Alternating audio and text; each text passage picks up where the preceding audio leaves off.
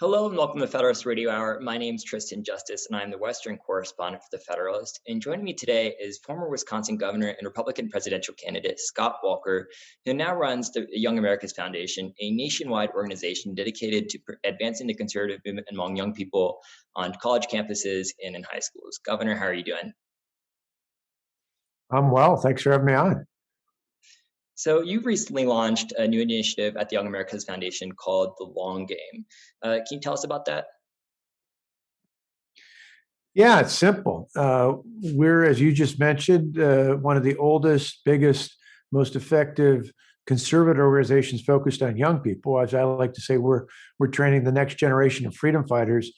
But it's not enough. What we're doing is we're doing well, but we need to reach more students at younger ages because the left has been at this for decades, and we see them not only overtaking our college campuses, we see that our society and culture and in our communications, even through the censorship of big tech, are really under siege. And we are embarking on this long game as a way to counter that, not just to win battles of the day, which we're engaged in, but really to ultimately win the war for the heart and soul of our republic. So I read about the long game. It was in Newsweek, and I saw you guys' release on it, and it talked about this radical this big expansion of the organization. You want to reach, I think the number was like 2,000 more college and high school campuses. And I was looking at this, and I was wondering how much different is this from what YAF has already been doing? Because from my understanding, YAF was always expanding, was always growing. So how, I guess, is this different moving forward? Yeah, no, it's a great question. The whole long game plan, if people want to see it, go to yaf.org/long game where you can get a copy of it. But it's a 12-point action plan, and it really goes to the heart of what you're saying, where we're already at. We support students at over 2,000 campuses across America, but we need to get to all 4,000. There are 4,000 colleges and universities, both private and government run across the nation. We can't afford not to be on any of them. We not only want to be on undergraduate campuses, we want to be on 2-year associate degree programs and graduate schools. We need to not only be in college, where we historically started all the way back to William F. Buckley in the 1960s, but we need to expand further into high school. And increasingly, we want to get into preteens. We know that the left is out trying to indoctrinate our young people, even starting in elementary school. We're going to provide programs and resources for parents and students, even as young as that, to counter the project, the 1619 project, to counter some of these really radical ideas that Marxists and others are pushing in our colleges and our universities, but increasingly in K through 12 education across the country. We have to. We need to replace the hate for America, the down talking of so many of our teachers and professors, and replace it with founding principles, the benefit of our Judeo-Christian values, and do that in a way that gets our young people to love America, and more importantly, love the freedoms upon which this great country has been built. Well, you said something that's really interesting, and I think it's actually new that I've not seen from YAF before. You said you guys are going to be reaching out to parents, getting resources and materials in the hands of parents at K-12 institutions. Break that down a little bit. What kind of resources are you going to be reaching out with, and how are you going to do that? Yeah, we look at the 1619 project, some of the other things we've seen from BLM that are far removed from race and rather about Marxist indoctrination. And we know that parents and just conservatives in general are much like our students. They feel alone, they feel isolated, they feel put down, they feel intimidated. And so as we're reaching out to students in college campuses, high school, junior high, and below, we also need to reach out to other groups. That means parents, getting them information about our founders, our founding principles, truly how this country was built and what makes it exceptional, to counter some of the nonsense they're getting from the left. Similarly, one of our 12 points in our action plan includes reinforcing not only conservative, but even just objective professors and teachers and other educators who just want to get the facts out. I am convinced thoroughly that if every American student was just given exposure to objective American world history and basic economics, that the conservative movement would flourish, because the facts are overwhelmingly on our side. It's why there's been decades of effort to try and cancel us out, to push us out, to intimidate us from even being heard, let alone having a strong presence in our colleges, in our media, and now our social media and elsewhere. They don't want to compete in the battle of ideas because they know they'd lose. It's exactly what happened to me years ago as governor of Wisconsin. They wanted to recall me because they didn't want anyone to see that common sense conservative reforms work.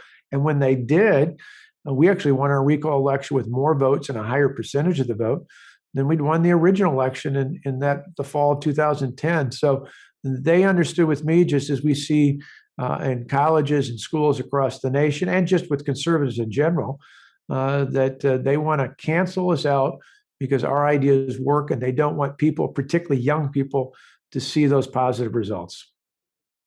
And what kind of resources do you guys need, or do you guys already have the bandwidth to reach? You're talking about doubling the size of your organization, doubling the size of its presence on college campuses, reaching out to K-12 schools that have never been reached out before. What kind of resources does DAF need to do this? Yeah, well, we've got about $30 million budget, so we're going to grow that. We're going to expand that. We think there's, just in the last day, since we initiated this beginning of this week, we've seen tremendous response from supporters across the country. We've seen tremendous response in terms of people, whether they're students themselves or their parents or grandparents, aunts or uncles, just a concerned citizen. So many people reaching out to us saying, hey, we want our kids involved. We want to be involved in these programs. We want our fellow students involved in these programs, but we're going to have to embark upon an aggressive plan over the next few years to be able to continue to fund this kind of growth. Again, when you double the amount of campuses you're supporting students on, when you see a dramatic increase, I'll give you a good example. In an area where we just have to compete. We're by far right now the largest conservative speakers program on campus anywhere in the country. We've got great folks, names that people know, like Ben Shapiro, Michael Knowles, Elisha Krauss, people like Katie Pavlich started out with the F years ago. We're aggressive in that regard, but we need to get to every one of our 50 states. We need to have a strong presence of speakers there. And then one of the things we found this past year, particularly during the pandemic, was even with schools closed down, even with campuses not being full and not being active, we were able to take so much of our content that we had on tape from live streaming these events and put it on our YouTube page, YFTV on YouTube. And what we saw is a tremendous growth amongst our subscribers and amongst our views along the way.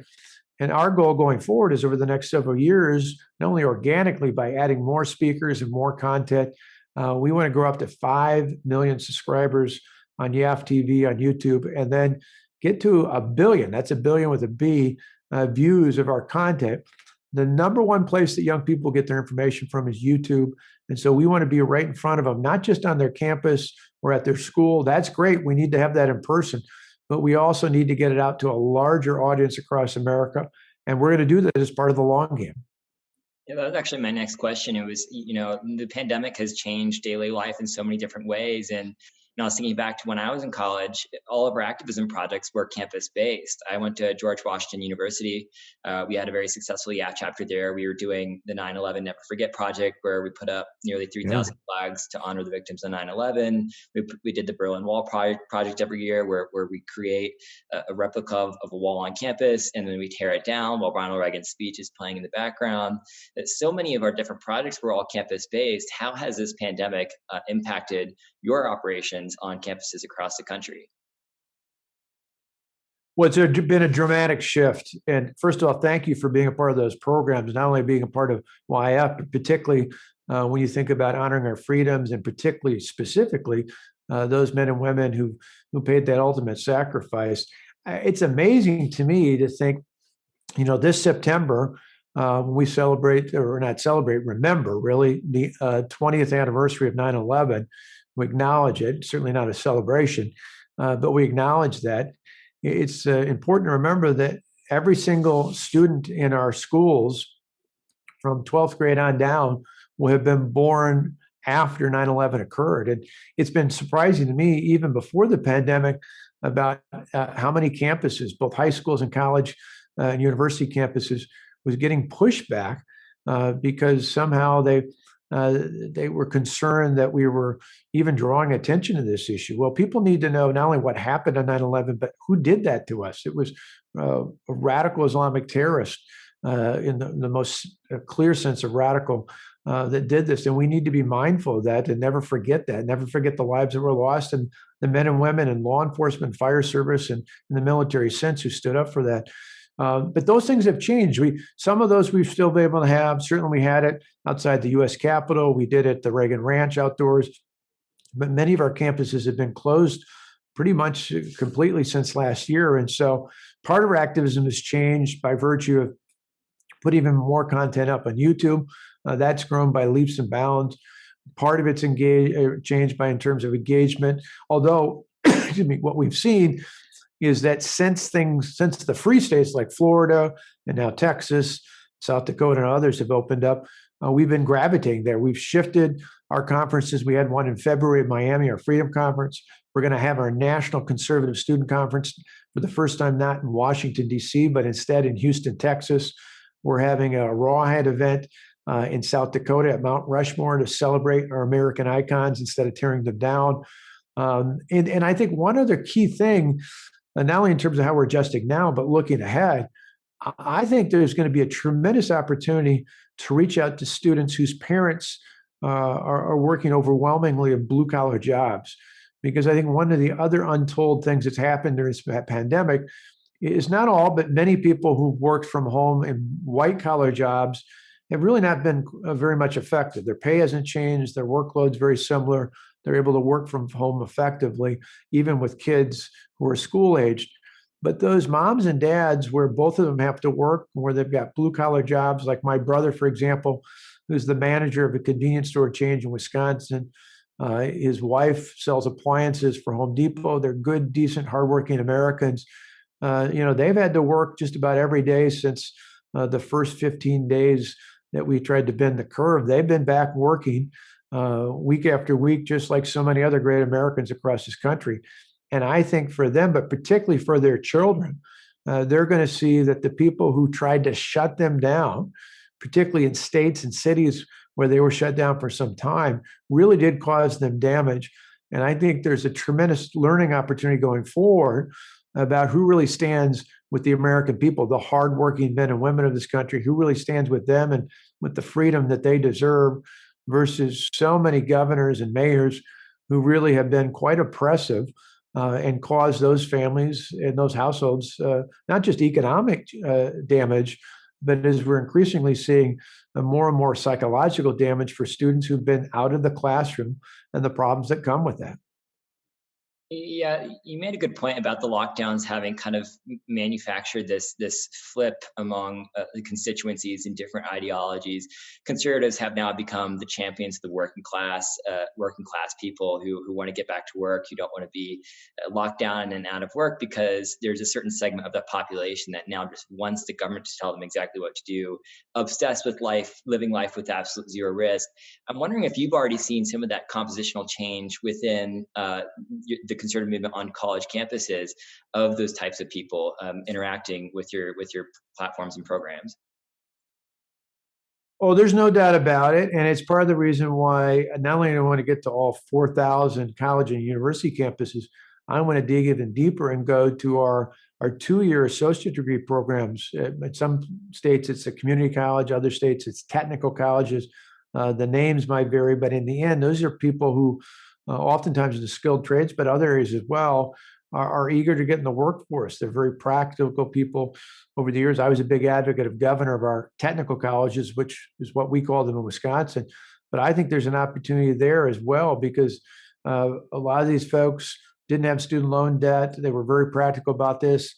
They got in and out and got their degree, but then they got in the jobs that in some states and some jurisdictions were shut down because of the heavy and oppressive hand of the government.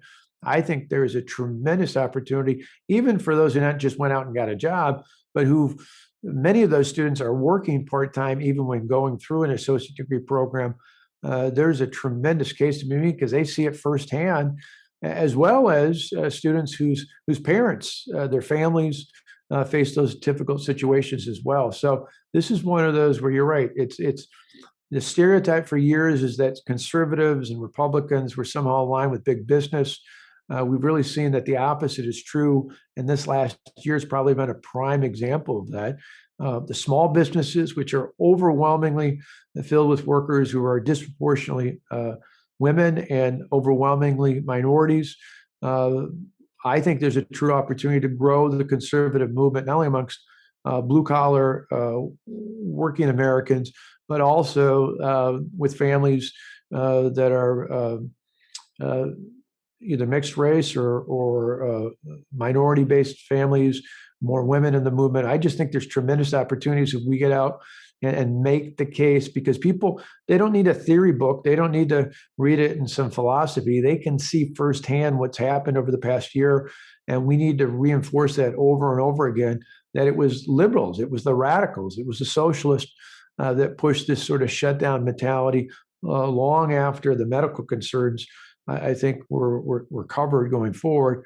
It's those of us who believe in freedom, who believe in entrepreneurship, who believe in the hardworking men and women of this country who've been standing by their side. And those are the conservatives. Those of us who are right of center, who really do put our faith in the people, while the other side puts their faith in the government.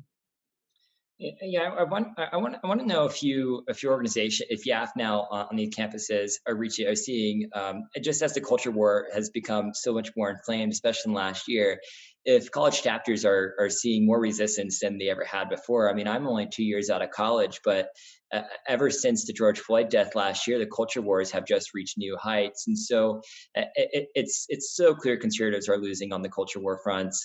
You watch the Grammys and you can see Cardi B singing WAP and doing these provocative dances on screen to millions of people, but don't you dare read Dr. Seuss books to kids in high school and college or even elementary school. And so it's just so evident that we're losing the culture wars. And I just want to know, where does the focal point of conservatism need to be, and how are we accomplishing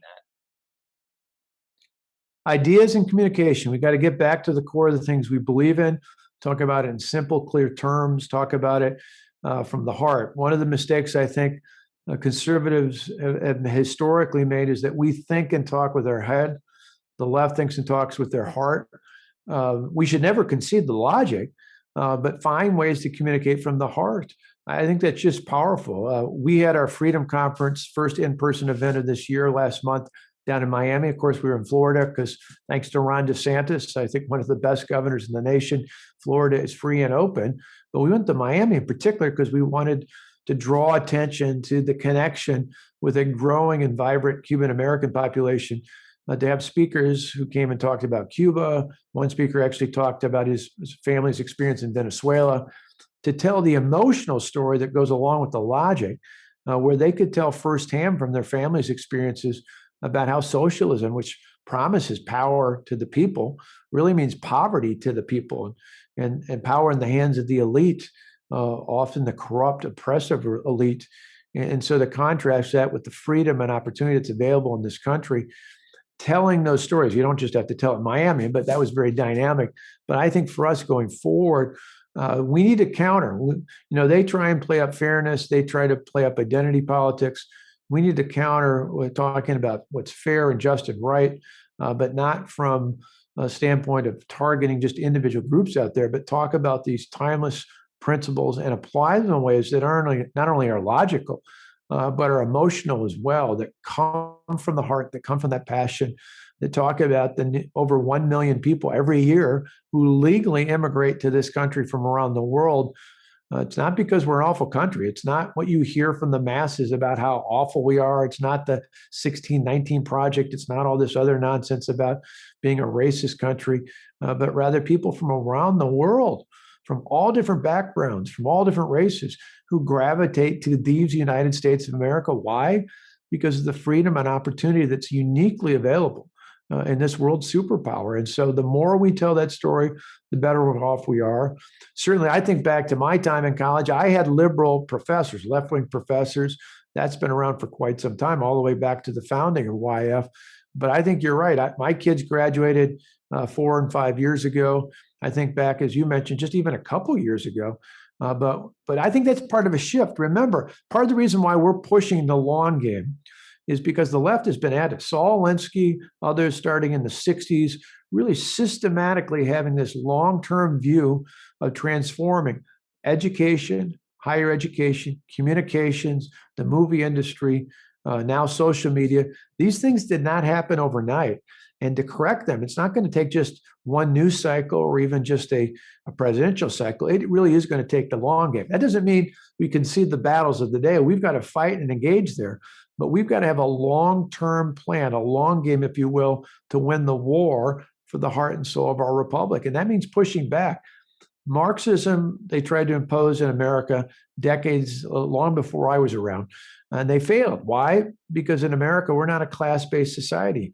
You could be the poorest of the poor and someday run your own company and be the president or a CEO or anything else you want in this country. So now they're coming back based on race and gender and all sorts of other identity politic issues to try and pit one group of people versus another. We cannot stand for that. That's not the America I grew up in. It's certainly not the America I want to inherit or pass on, I should say, to my children and someday to my grandchildren. And I think most of us, at least those of us who are center right, want the same thing. We just got to have the guts to stand up and fight to defend it. It's really interesting what you said about conferences. You guys said you put your last conference in Miami, partially just because it was open and you could. But yeah, there's also this story that could go with it. Of course, we saw a huge shift in Southern Florida. That's why the Trump state went to Trump. He made huge inroads with Hispanics.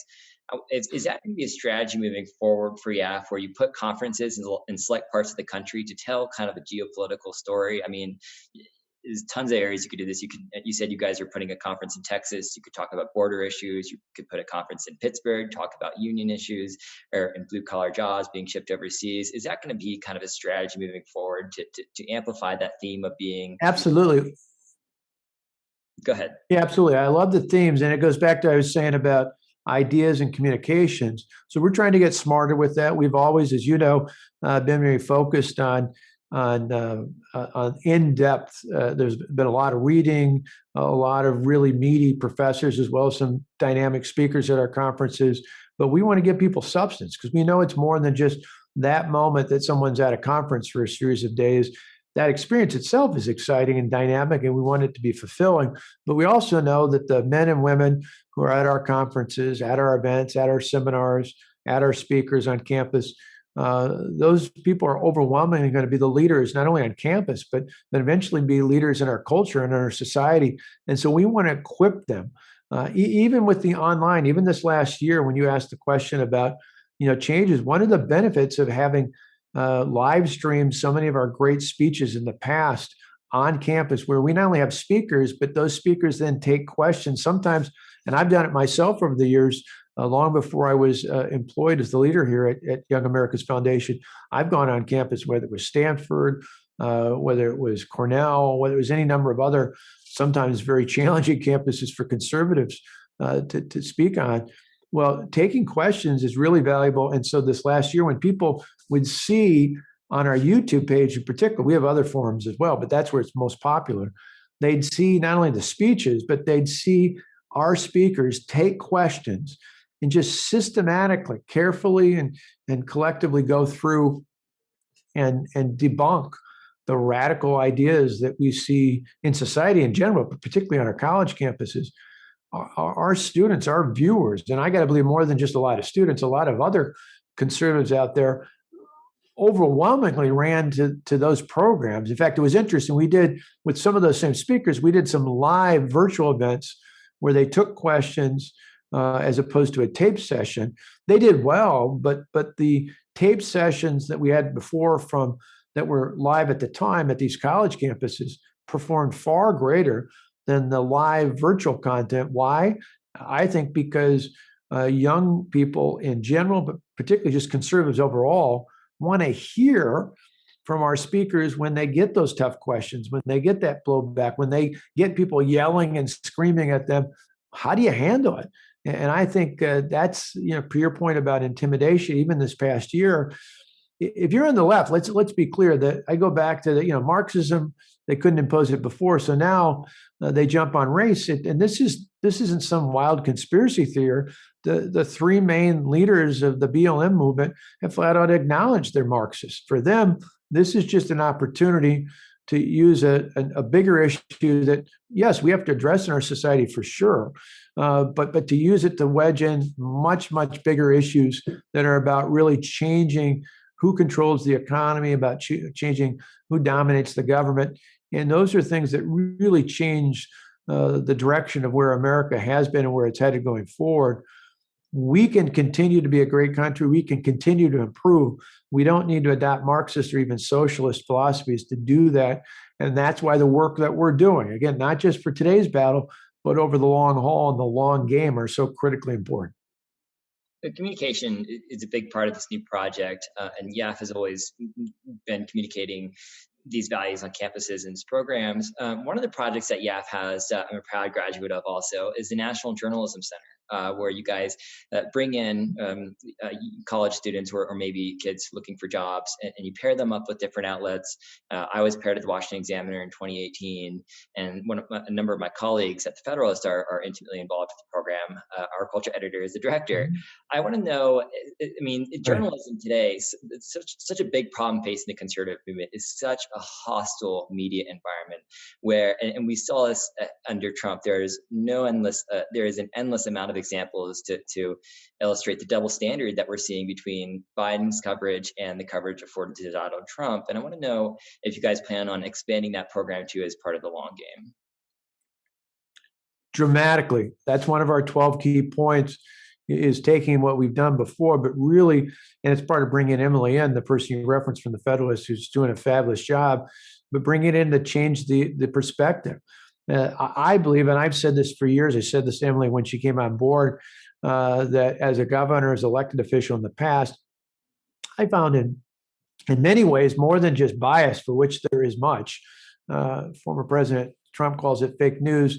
For years, I've just flat out pointed out that there's bias, but I think even worse than the bias is that too many in the media are just plain lazy. They just accept really lame work.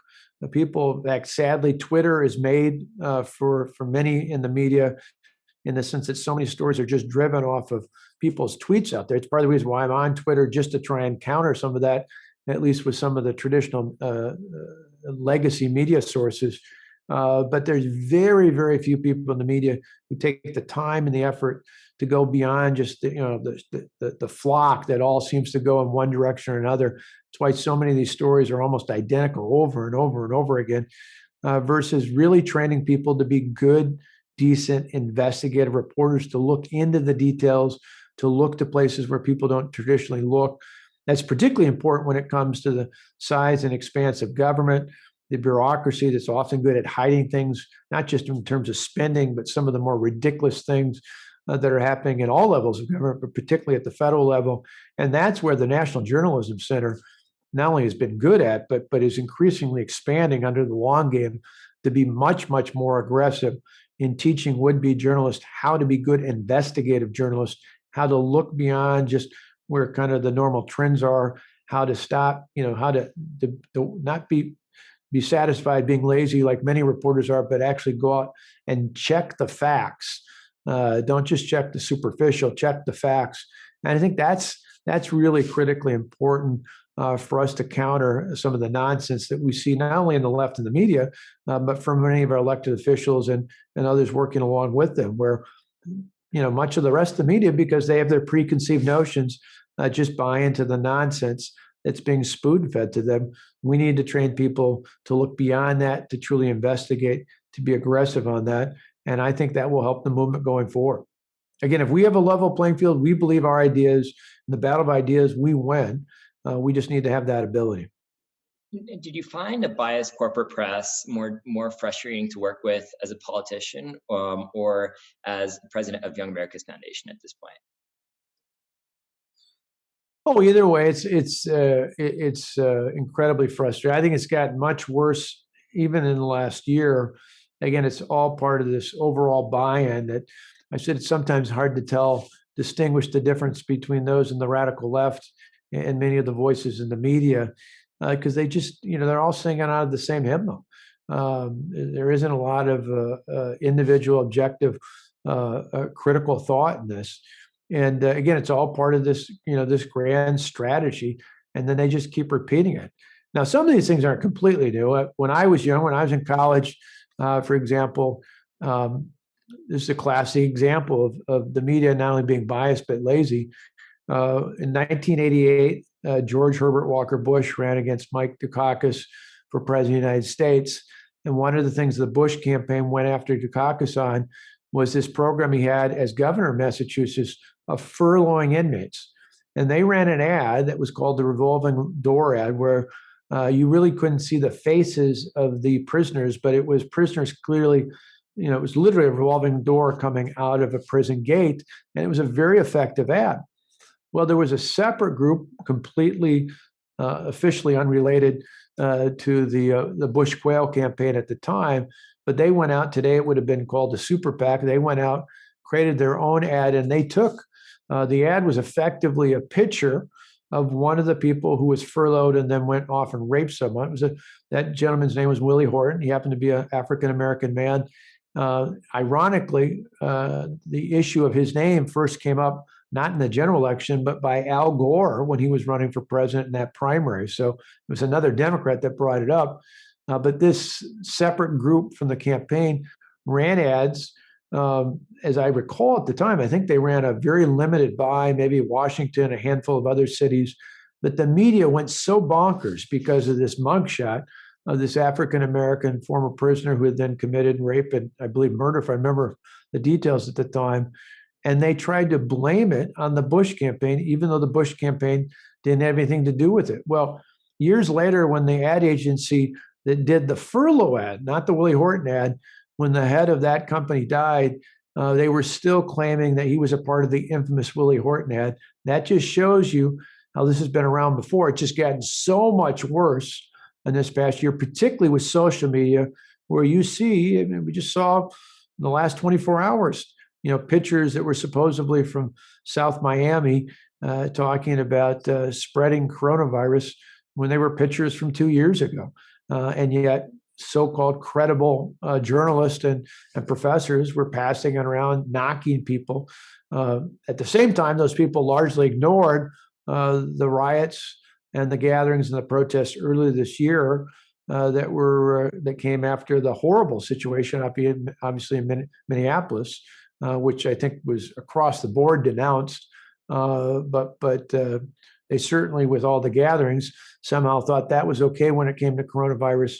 But they didn't double check the facts with what they thought was happening in South Miami. And that just must be so frustrating to all the college students and yeah, if you just want to be a college student. So to wrap up, I want to hear a little bit about some of the most egregious examples of campus bias that YAF has dealt with in the last year. I don't know if you guys do rankings anymore of like worst examples throughout like yearly roundups, but I want to hear some of the most egregious examples that YAF has had to deal with and recently.